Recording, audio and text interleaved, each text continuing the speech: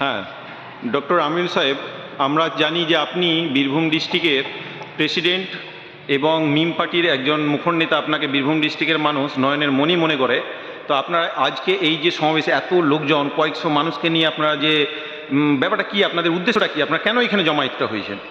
দেখুন, সর্বপ্রথমে বলার আগে ভাষা ল্যাঙ্গুয়েজে দেখি না, এই কাগজটাকে সাইডে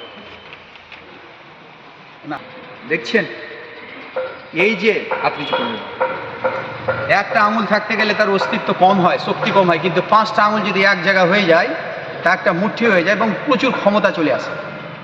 আমার সাথে যে আমার সহযোদ্ধারা রয়েছে, এই যোদ্ধাদের প্রচেষ্টায় বীরভূম জেলা একটা পরিবর্তন চাইছে জনগণ। যে পরিবর্তনের মূল উন্নয়নের কাণ্ডারি আমাদের ভাইজান ইমরান সোলাঙ্কি মহাশয়ের নেতৃত্বে ব্যারিস্টার আসাদুদ্দিন ইসলাম রয়েছে।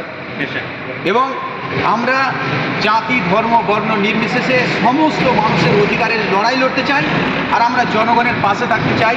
জনগণ চাই SIR-কে নিয়ে হোক, চাই NRC-কে নিয়ে হোক, চাই মুসলিমদের 3 তালাক হোক, চাই মুসলিমদের মসজিদ মাদ্রাসা কবরস্থানের প্রতি নির্যাতন হোক, চাই ওয়াকাফ আইন হোক, যাই হোক, প্রত্যেকটা সমাজের ধর্মীয় নিরাপত্তার জন্য, চাহে হিন্দু সমাজের জন্য হোক, চাহে মুসলিম সমাজের জন্য হোক, তাদের সামাজিক নিরাপত্তা, ধর্মীয় নিরাপত্তার জন্য সংবিধান যে সম্পূর্ণ অধিকার দিয়েছে, সেই অধিকার আমরা আদায় করব।